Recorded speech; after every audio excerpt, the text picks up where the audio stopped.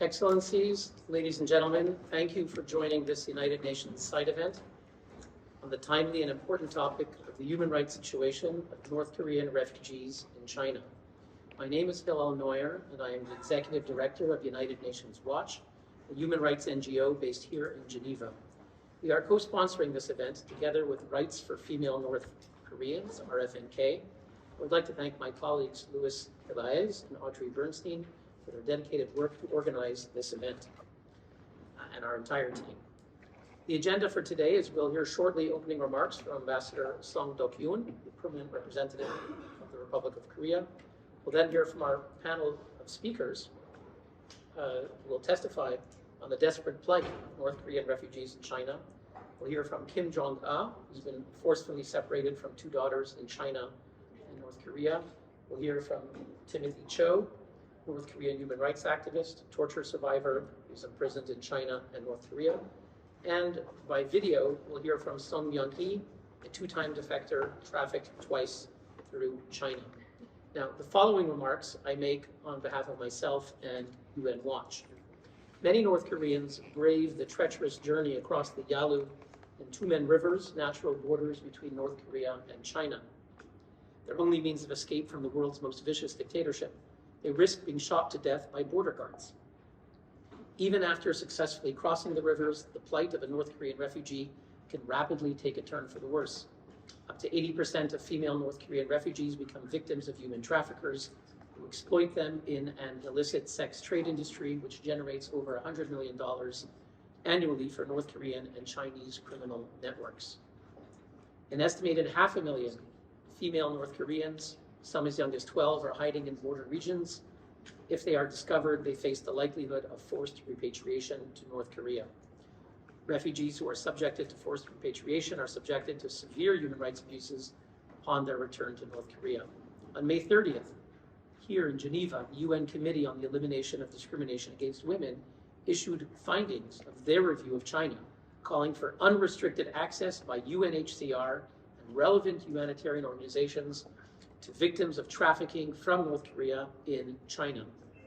The committee recommended that China regularize the status of North Korean women who face human rights abuses such as forced marriage and human trafficking and refrain from cracking down on them due to their undocumented status. We urge the United Nations system to use its influence to dissuade the Chinese government from forcibly repatriating these refugees. In particular, UN High Commissioner for Refugees can take a more active role on behalf of these refugees. As Ambassador Jung-Hoon Lee has pointed out in the past, the legal tools are there for UNHCR to do more for North Korean defectors. UNHCR concluded a bilateral agreement with China in 1995 that granted UNHCR staff in China unimpeded access to refugees within China. Determining who is a refugee requires interviewing the prospective asylum seekers. Now, with China strictly preventing UNHCR access to North Koreans near the border, the process toward refugee reconciliation has been completely thwarted. Forcible repatriation of North Koreans seeking refuge in China is a blatant breach of Beijing's obligations under the 1951 UN Convention related to the status of refugees and its 1967 protocol. China is now running for re-election to this Human Rights Council. It is time that it ends complicity in the crimes against humanity committed in and by North Korea, which was documented by the Human Rights Council's own Commission of Inquiry in 2014.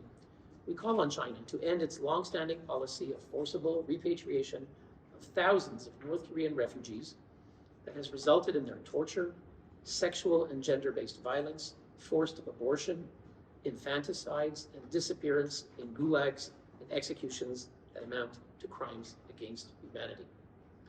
This concludes my opening remarks, and I now have the honor to give the floor to Ambassador Song Dok-yoon, the permanent representative of the Republic of Korea to the United Nations in Geneva, to deliver opening remarks. Distinguished guests, dear colleagues, I extend my gratitude to each one of you for joining us today at this important side event focused on the human rights situation in the Democratic People's Republic of Korea. My special thanks go to Hillel Neuer, Director of UN Watch, for organizing is a significant event. I also want to extend my heartfelt thanks to our panelists, Ms. Kim Jong-ah, the President of the Vice Female North Korea, and Mr. Timothy Cho, for their courage in sharing their personal account. As we mark the 10th anniversary of the establishment of the Commission of Inquiry (DPRK), the Republic of Korea has taken a proactive step to spotlight the plight of North Korean people on the international stage. In March, right here in Geneva, we hosted a side event titled North Korean Human Rights Under the Spotlight. In a significant development on August 17th, the UN Security Council formally addressed the issue of North Korean human rights in an opening briefing in New York, ending a 6-year hiatus. Just recently, on September 15th, we convened the International Forum on North Korean Human Rights in Seoul. Beyond the event, North Korean Human Rights Report was publicly released for the first time in March, vividly document how despicable abuse of human rights is continuing year after year. Today, we have assembled here to amplify the harrowing stories of individuals who have endured unimagined hardships, including recurring imprisonment, torture, forced child separation, and sexual violence. These are not mere narratives. They are the lived experience of people who have demonstrated extraordinary resilience and courage in the face of immense suffering.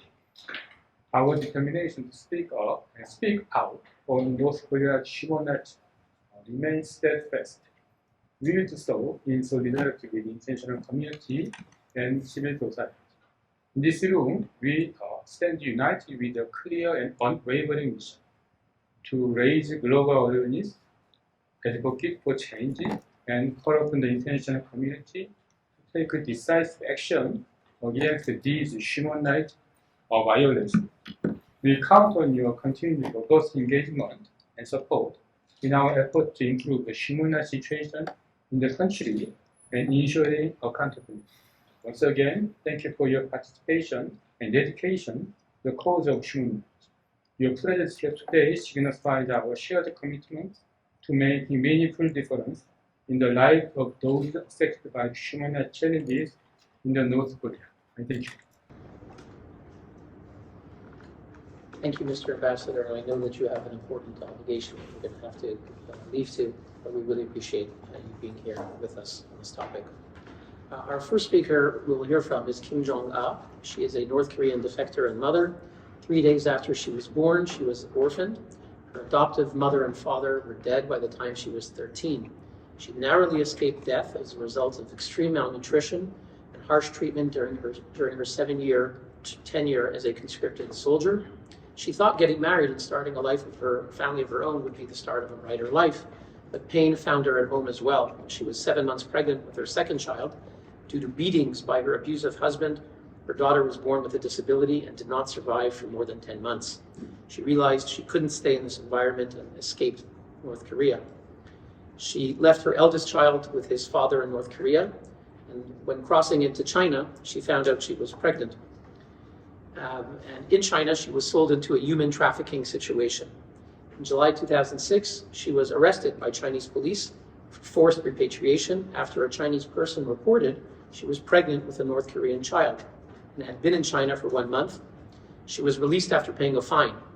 Fearing that her child would be repatriated with her after she gave birth, while pregnant, she changed her daughter's status from stateless to adopted by her Chinese husband to ensure the safety of her child. But this became a justification for taking away her right to custody of her child, who has not been found for 14 years. For almost 2 years and 9 months, she lived in fear of being arrested and forced back to North Korea. Eventually, she managed to flee to South Korea, but for 14 years, she has not been able to contact her daughter in China or hear her voice or know what's going on in her life. The deprivation of her rights as a mother led her to become a North Korean women's rights activist focusing on issues related to the mental health and well-being of defector mothers.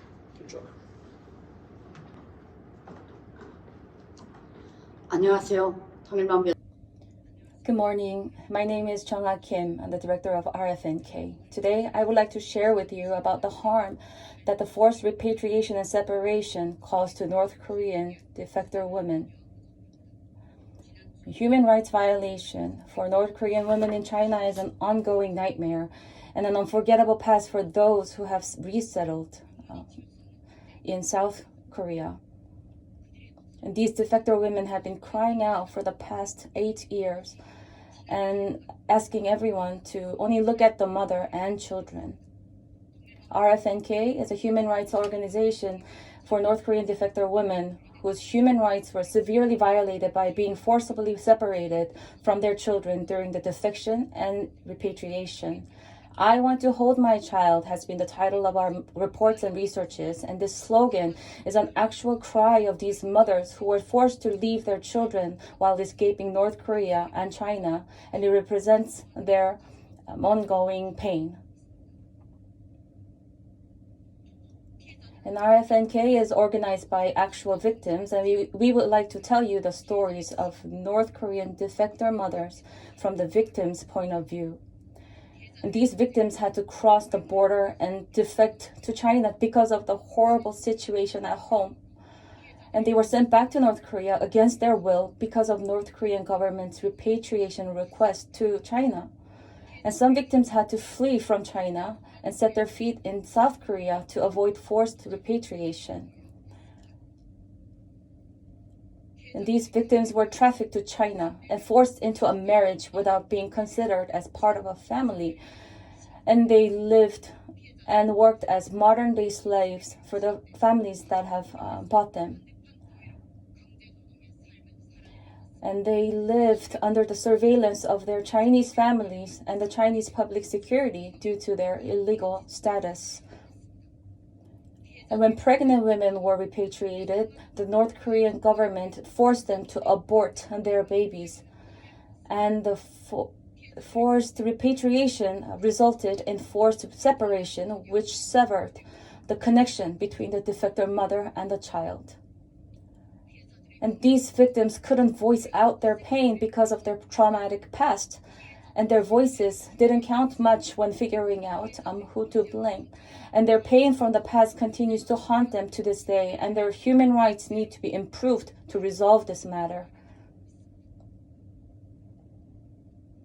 And since 2020, we have been conducting a survey on the forced repatriation and separation of 221 North Korean women in China.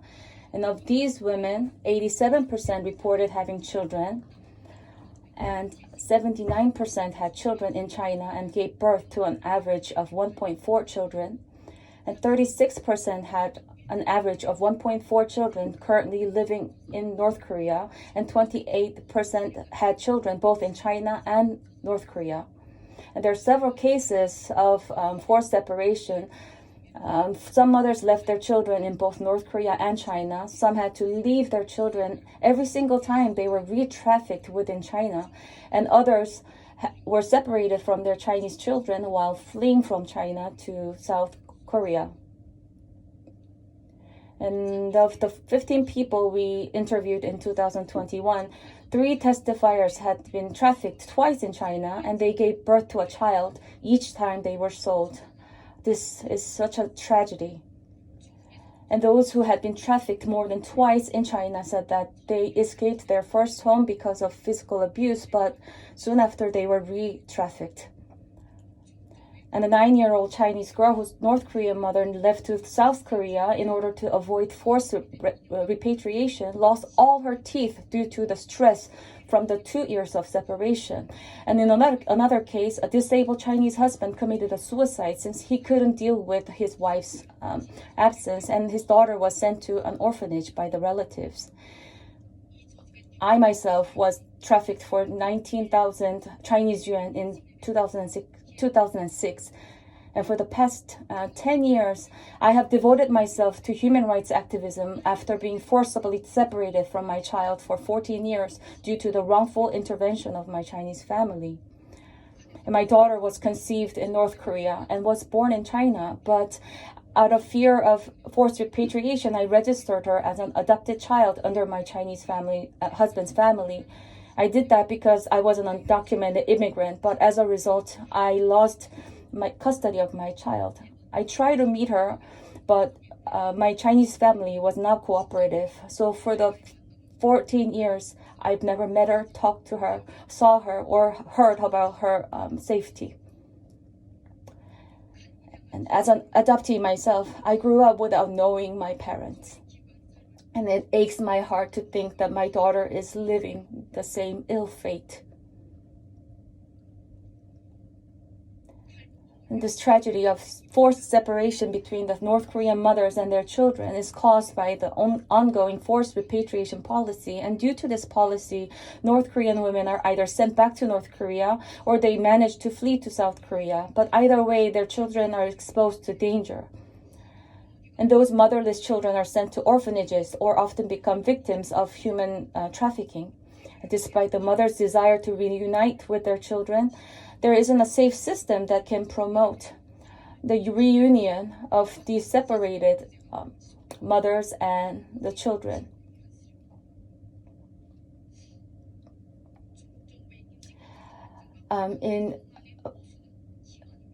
From the same survey, we found out that the Chinese public security had been issuing identification documents to North Korean women who gave birth to children in China. And they called it temporary residence permit. And it was not an official ID, but a document that can only be used within the jurisdiction of the public security forces. And 81% of the respondents said that Chinese public security lured them into obtaining this permit and that they should stay in China to protect their Chinese family. But this permit only allows them to travel by bus or taxi, but not on airplanes or on trains. And they couldn't even receive basic medical services. And in June 2022, we investigated the results of temporary residence registration policy in 6 regions of China. And it found out that it was done through intimidation and coercion. Chinese public security inspected the cell phones of North Korean women who had registered 2 to 3 times a month and to check if these women were calling to South Korea. And a recent investigation in July 2023 confirmed that some North Korean women who had registered for temporary residency in Jilin province are now being detained and transferred to the border areas under China's forced repatriation policy. And according to additional reports in August, that every morning these Chinese husbands submit a picture of their North Korean wives to the public security just to prove that their wives are staying home. And North Korean women in China are under complete surveillance by their Chinese families and public security forces. This action reveals the deception buried in Chinese authorities' promise on not deporting North Korean women who have registered for temporary residency. And this false promise is a further evidence of the human rights abuses that North Korean women have suffered in the past. In 2020, a Chinese public security official testified that the temporary residency permit was prompted by a Han Chinese village chief who claimed that forced repatriation of North Korean women would end the reproduction of their race. And this is an evidence of how the forced repatriation is a human rights violation, even for China's own citizens. And for Chinese husbands married to North Korean women, the forced repatriation breaks not only their family, but the separation between the mother and the children continues to cause generational harm. And many of these women have Chinese children, and they attempt to escape again after the repatriation because of their maternal love. And many North Korean defector women who gave birth in China defect again from North Korea. And therefore, stopping forced repatriation of North Korean women also means significant, even in terms of improving North Korean human rights. And North Korean women defect from North Korea not out of their free will. They cross the border out of desperation to maintain their lives. their tragic journey out of North Korea was provoked by North Korean regime. All inhumane crimes related to human rights issues in North Korea take place under the intervention and negligence of North Korean regime. And Kim Jong-un, the leader of North Korea, needs to be punished, and the international community must cooperate more to discuss the issue of Kim Jong-un's ICC indictment. And for the past 2 decades, Chinese government has remained silent about North Korea's human rights violation policies. And Chinese government should take immediate action to improve human rights of North Korean women in China and carry out its obligation as a member of UN Human Rights Council and prove itself to the international community. The Chinese government claims that this forced repatriation policy is legitimately carried out under the extradition agreement with North Korea, but in reality, this policy violates human rights and causes harm to North Korean defector women, their children, and even the Chinese citizens. Chinese government should immediately stop repatriating North Korean women who are living in China after giving birth with Chinese husband in order to put an end to this tragedy caused by forced separation. And again, we strongly urge Chinese government not to hide behind the name of diplomatic legitimacy, but to immediately stop forced repatriation of North Korean mothers who live in China with their Chinese children. And RFNK met with Chinese students in the US and the UK in 2016 and 19. And they also agreed that the forced repatriation of North Korean mothers with Chinese children causes grave harm to Chinese citizens as well, and that this issue must be resolved. And all mothers and children have the right to safety and dignity, and it is our responsibility to protect those rights. Forced repatriation of North Korean mothers violates their human rights, as well as the human rights of these women's children. The Chinese government's forced repatriation policy harms the core values of international human rights principles, and we must come together to ban the forced repatriation of North Korean defector mothers in order to safeguard justice and global integration. Thank you for making the trip from Korea to come here and share with us your difficult, painful, important, and powerful testimony. I'd like to introduce our next speaker, Timothy Cho. My friend, Timothy is a North Korean human rights activist and two-time defector. He's been imprisoned 4 times in North Korea and China. His parents fled North Korea during a period of famine known as the Arduous March, abandoning him to become a homeless member of, quote, the hostile class constituted of families of regime defectors. At 17, Timothy tried to follow them, escaping to China before being forcibly repatriated back to North Korea. After his return, he was imprisoned, brutally tortured by the regime. His scars still show today. Yet Timothy still tried to escape, this time reaching Shanghai before being deported to the Philippines. From there, he continued his journey to find a democratic life, eventually settling in the UK. Since arriving in the UK, he's received a BA in International Relations and Politics from the University of Salford, an MA in International Relations and Security from the University of Liverpool. He joined Fiona Bruce, the MP, as an aide during 2018-19. He stood for election in the English local elections of May 2021. Timothy currently serves as the Secretariat Inquiry Clerk of the UK All-Party Parliamentary Group on North Korea, and is also a spokesperson for Open Doors UK, focusing on Korea. He was a featured speaker at our Geneva Summit for Human Rights and has testified on our behalf at the United Nations Human Rights Council upstairs. Timothy, we're honored to have you here once again at the United Nations and to hear your testimony. Thank you.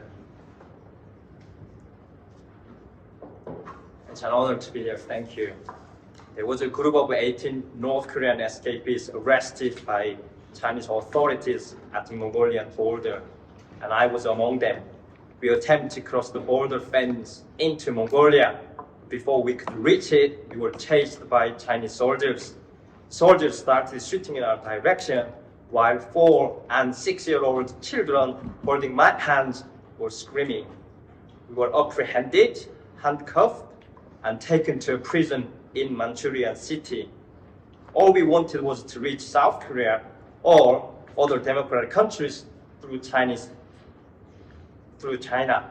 On my prison cell wall, I saw a long listed detained North Korean escapees. There were at least thousands of them who had been detained there. They had meticulously recorded the date of their capture, the number of individuals, and the date of their repatriation to North Korea. We were not different. We also added the date of our arrest and the number of people in our group. But soon, we were transferred to another prison near the North Korean border. The transportation journey took 3 days with non-stop driving day and night. Throughout the transportation, our hands remained handcuffed and the boys had their feet tied up to prevent them from running away. After spending a few more weeks in a border prison, we were repatriated to North Korea. Inside a North Korean prison cell, I witnessed the horrifying scenes of fellow inmates enduring suffering, screaming, and desperately pleading for their survival. The most haunting moment was when a fellow inmate leaning against my back died overnight. And I can't forget that moment of how he died while leaning against my back. I discovered his death early in the morning. It sent chills down my spine, actually. And when his body particularly was dragged out of the cell, I feared that I might meet the same fate, going to be killed like him. Luckily, I have to say, I managed to survive that ordeal, and it drove me to attempt a second escape to China.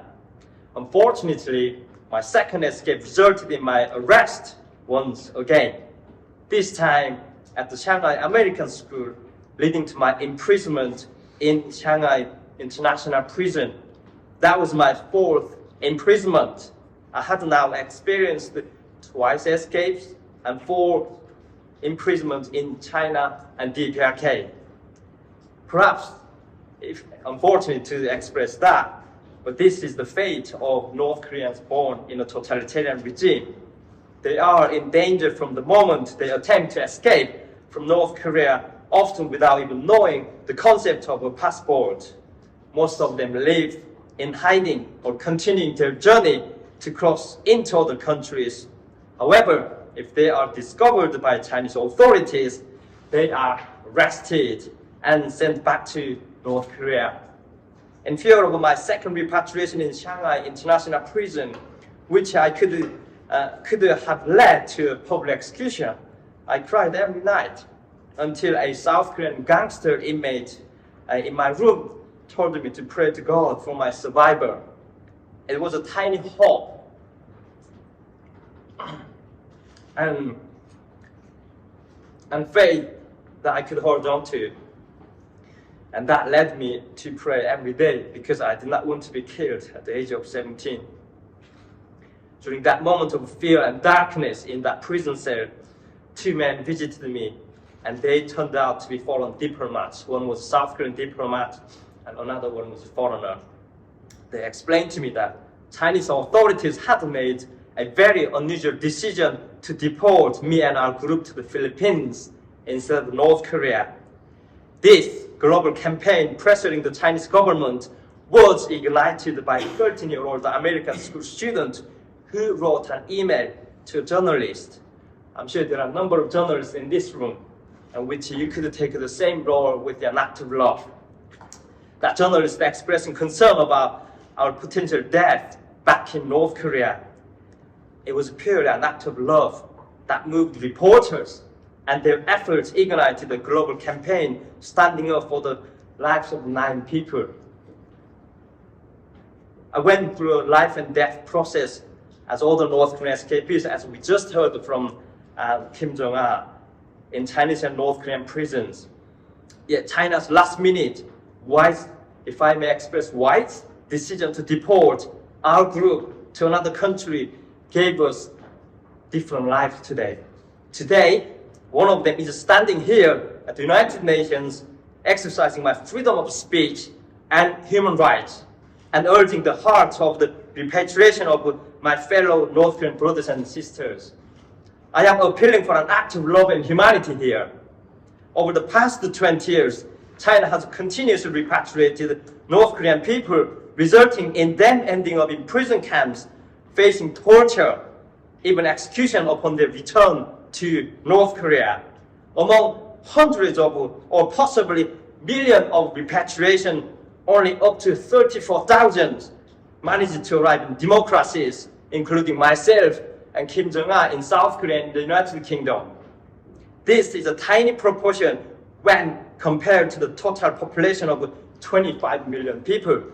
We are strongly urge President Xi Jinping to consider a humane decision that allows a path for detained North Korean refugees to go to South Korea, where they will automatically receive democratic citizenship. We are very grateful to the government of the Republic of Korea. During the escape of East Germans to West Germany in 1989, both Austria and Hungary opened their borders in the name of humanity for East Germans. Why cannot China take similar steps and make wise decisions for the common good of humanity, considering its historical association with Chinese Confucian philosophical thought for that humanity which could be applied in politics as well? Dear friends in the international community, especially the Security Council members of the United States, Britain, where I reside, France, and China, we implore you to open your heart and make efforts to alleviate the long-standing suffering of our 25 million North Korean people. Please address the issue of North Koreans' repatriation by Chinese authorities, and we do actually really encourage you to initiate diplomatic dialogues with Chinese ambassadors, authorities, through all available platforms. How much longer must they, North Korean people, endure? And is there any hope for these millions of my brothers and sisters in darkness? We recognize that this year particularly marks the 75th anniversary of the Universal Declaration of Human Rights. And what do these 30 articles stand for? And what about our United Nations stand for? If not for the principle that all individuals are born free and equal in dignity and rights. And we do know that, and we all recognize it, no individual and nation was born to be darkness and suffering. In freedom life, I have discovered who I am, what choices I have, what I love and care about, and what my dreams are. And I still have that dreams today. If these experiences reflect the intrinsic values of our humanity, and that is something worth fighting for. And today, I am standing for these values, not just as a North Korean escapee, one of the citizens in the international relations and community. Thank you all.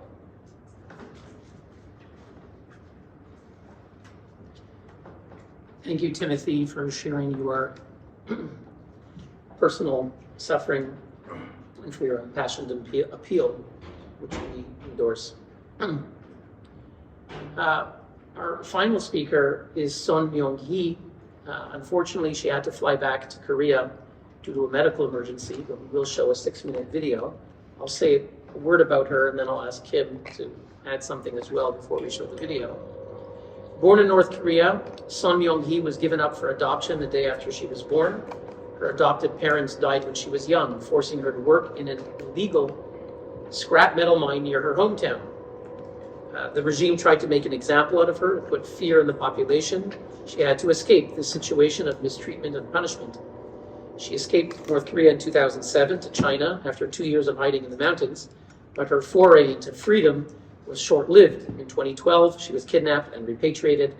She was tortured so severely by Chinese agents that her intestines ruptured, and she was left fighting for her life before being returned. She fled again in 2014, making it to South Korea the following year. She currently lives in South Korea with her Chinese husband and children and endeavors to support other victims of forced repatriation. Kim, do you want to say a word?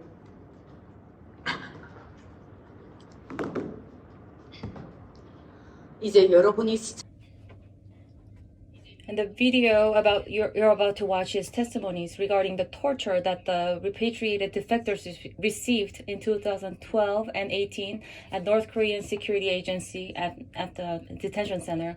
And Ms. Son, from the first video, she lost her hearing in 1 year and is still suffering from the trauma of the torture inflicted by the security agency and after the repatriation.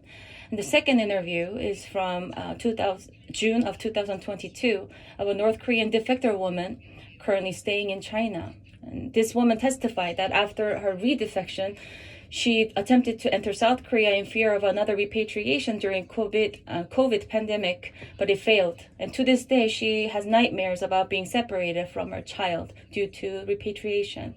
And as you have heard, North Korean government continues to torture the forcibly repatriated defectors in the same way they did in 10, 20 years ago. And some of you might think that changes must have been made in the human rights situation in North Korea, but because these testimonies are 10, 20 years old, so I wanted to share with you today the testimonies of North Korean women who were tortured by the North Korean authorities after the forced repatriation. As long as the North Korean regime exists, the forcibly repatriated defectors will always be subject to inhumane torture.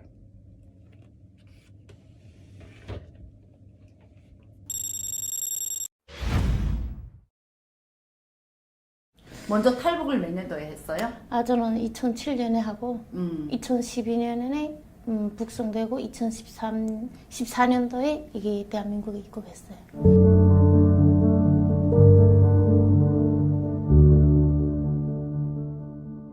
그 버이소대에서 그쪽으로 이관해가지고 그 버이부에서 도착한 거죠. 도착하니까 뭐 이렇게 개구멍 같은데 거기에 들어가는데 나는 모르고 그냥 이렇게 머리를 들어가니까 구두발로 차면서 엉치부터 들어가라는 거예요. 그래, 이건 왜 그러지? 하고서 근데 거기서부터는 이제는 재수죠. 막 썩어지게 어숭어각자로 때리고 또 이게 다리 밑에다 또 어숭어각자 넣고 머리 꿇고 그 때리고 또 하고 하니까 너무 때리니까 한두 번은 참을 수 있지만 두세 번 때리면 그 다음에 또 쓰러지면 아들을 삐 맞춰서 하면 또 그 안하게다 터였다 또 다시 끌고 나 개처럼 끌고 나서 또 질문하고 그런 거죠.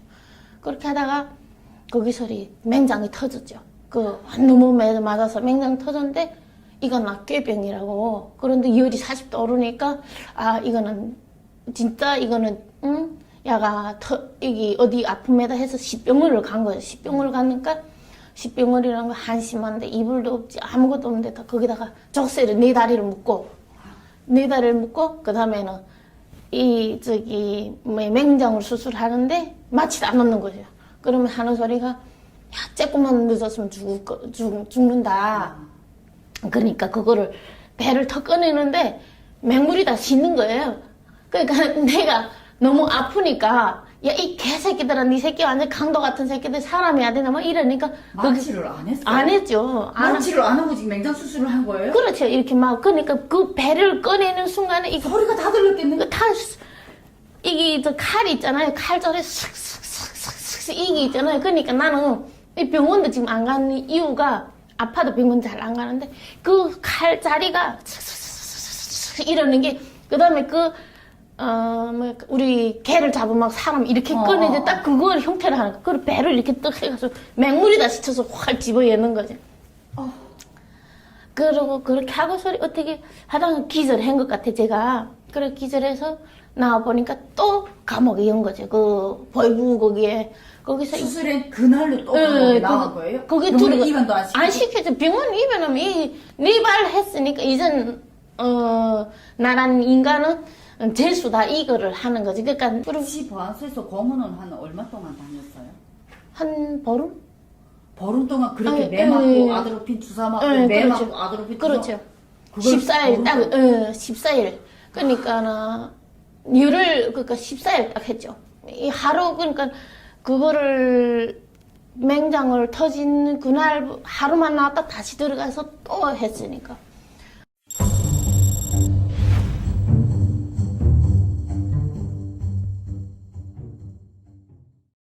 3일 잡아놓고 다시 나와서 단동에 가서 그거는 공안이 아니고 병방대 그 간방에도 과당이 있더라고요. 거기서 숙성하는 날짜가 매주마다 목요일날 이렇게 딱 정해져 있어요. 목요일만 되면 2명이면 2명, 3명이면 3명이 무조건 나가고 이러더라고요. 그래서 둘이 나가서 숙성됐어요. 중국에서는 이걸 이렇게 자꾸 올리더라고요. 우리가 무슨 뭐 나쁜 짓 할까봐 잘못 먹고 자살하고 이럴까봐 우리 자꾸 올리는 게 이제 내놓는다고 한 열흘 있다가 우리를 내놓는다고 자꾸 이렇게 올리더라고요. 그래도 우린 믿진 않았어요. 그래서 내놓는 게 없으니까 그런 현상이 없거든요. 그러니까 우린 믿진 않았어. 우리랑 생활부터 힘들다는 건 막 얼마나 고통스러운지만 신문을 안 하는데 기어들이 못되게 노는데 딱 무릎 꿇고 이렇게 앞으로 앉혀놓고 있는데 아침 5시 기상하면 저녁 10시까지 한 달 반 만에 이렇게 엄치 이렇게 뼈가 있는 부위가 뭐 이렇게 살이 얇아 그런지 껍데기 뺏겨지고 진물이 질질 나가지고 이 엄치 욕 차이 나는 사람들이 많아가지고 다니는 사람들도 많아요. 근데 밑에 뭐 깔고 앉지도 못하게 해요. 그 보온 깔판 있잖아요. 그거 딱 한 장 깔고 앉게 하는데 그러니까 뭐 엄치 욕 차이 와서 상처 있는 사람들은 단멸해도 두껍게 깔고 앉게 하는데 저는 그래가지고 이게 한 번씩 비어서 볼 때 뭐 이 바지 벗는 게 막 엄치 다 들어붙어가지고 막 눈물 짤짤 흘리면 그렇게 해서 6달을 앉아 있었어요. 6달 반. 결국은 사람들이 죄인이니까 고통을 우정 주게 하느라고 그렇게 하는 거예요.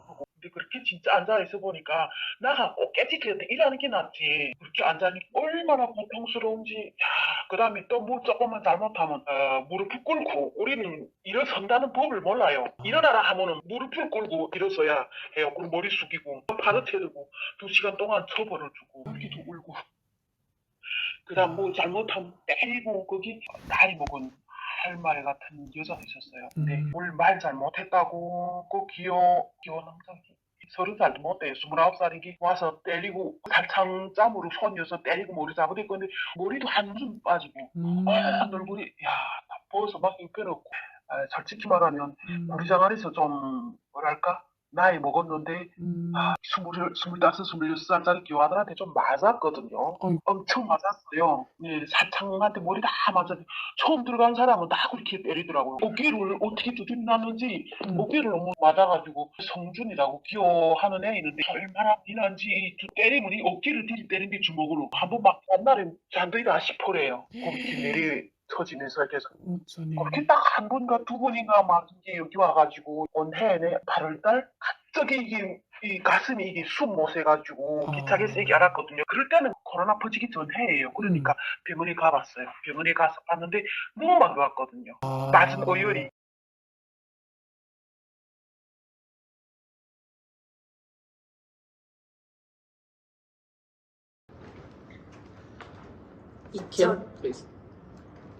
이처럼 북한과 중국의 The forced 불법으로 진행된 repatriation of North Korean mothers carried out in cooperation between North Korea and China is bringing nightmares of death to countless North Korean mothers and children. And the following letter we received in April 2023 describes the current situation of North Korean women in China who are subject to forced repatriation. And her letter shows why we must not turn a blind eye to the human rights issues of North Korean women in China. And here is a summary. In 2013, Ms. Kim, a 10-year resident of Liaoning province, was forcibly abducted by brokers and sold into human trafficking. And 10 months after she was sold, she became pregnant, but the Chinese family showed complete ignorance to her health and nutrition. And when she was 9 months pregnant, at the verge of giving birth, they finally took her for the checkup. And there she was diagnosed as unable to give birth due to lack of blood. But seeing that no one cares, she felt that she would die if she stayed. So she ran out of the house in the middle of the night, clutching her belly into the middle of the road. And as she was running down the street in terror, with the telephone number of a North Korean woman she was with at the time of escape, a passing Chinese driver, worried about a pregnant woman running in the middle of the night, stopped his car and gave her a ride to her friend. And seeing her arrive in the middle of the night, her friend was so alarmed that she went to 3 different hospitals to inquire about the safety and delivery of the baby, but received the same answer. go to the big hospital in Shenyang because her blood level was so low and neither natural delivery nor surgery could be guaranteed. And at the last hospital, she said, "I won't hold the hospital responsible if I die, so please let me give birth." And after her friend's Chinese husband talked to the doctors, they eventually gave her 16 kilograms of plasma, and she was finally able to live. But to pay for the surgery and plasma and the medication she had received, she was forced to get married as her friend suggested. So within 20 days, she was trafficked again when her surgery wound was still fresh. She was sold to another house, and 2 years later, she gave birth to her first child. And now she's a mother of 3 with a husband who has no hand and 2 in-laws, and she is still struggling to live. She concluded her letter by saying that the life of North Korean women in China is truly a life of hell. And now that she has children of her own, she has no choice but to live like this. The human rights situation of North Korean women in China goes beyond the fear and terror caused by the forced repatriation policy. They are living a life of modern-day slave, unable to defend their basic rights as mothers. And we need to pay attention to the human rights of North Korean women in China who are subject to forced repatriation. And when they are forced to return, they are subject to further torture and human rights abuses. The forced journey of their defection, which began with North Korean regime's negligence, had led to current reality of human rights abuses, where they're living an even more miserable life due to the Chinese government's forced repatriation policy. An RFNK's report to the UN CEDAW this year reflected the human rights issues of North Korean women in China who were forcibly separated from their children due to the forced repatriation policy, and 2 reports to the UN China UPR submitted jointly by RFNK and PSCORE. And in our report recommendations, we mentioned the system to monitor and report on the situation of forced repatriation of North Korean women in China. And this is a call to establish an appropriate mechanism to screen North Korean women for refugee status and to align existing laws with international refugee screening standards. And if you value the human rights of women and children, we urge you to join us in making recommendations to improve the human rights of North Korean women in China at the UPR China session in January 2024. And these cards you have received are the stories of North Korean women's painful journeys that began with their defection and continue with their enforced silence and invisible wounds. We hope that their voices will not only resonate at this event, but will be sustained by your efforts and attention to alleviate their suffering. We hope that you will keep in mind our call to see only the mother and child, not any political or diplomatic reasons. 기억해 주시기 바랍니다. We are the mothers. We will never give up on our children. Please help us. Thank you very much. Thank you, and I thank all our speakers. Because the event before us ended late, fortunately we don't have time for Q&A, but you're welcome to come forward if you want to ask questions privately to our speakers. I once again thank RFNK and all our speakers and all of you for attending. Thank you very much. This event is adjourned. It's not. Thank you very much. Thank you.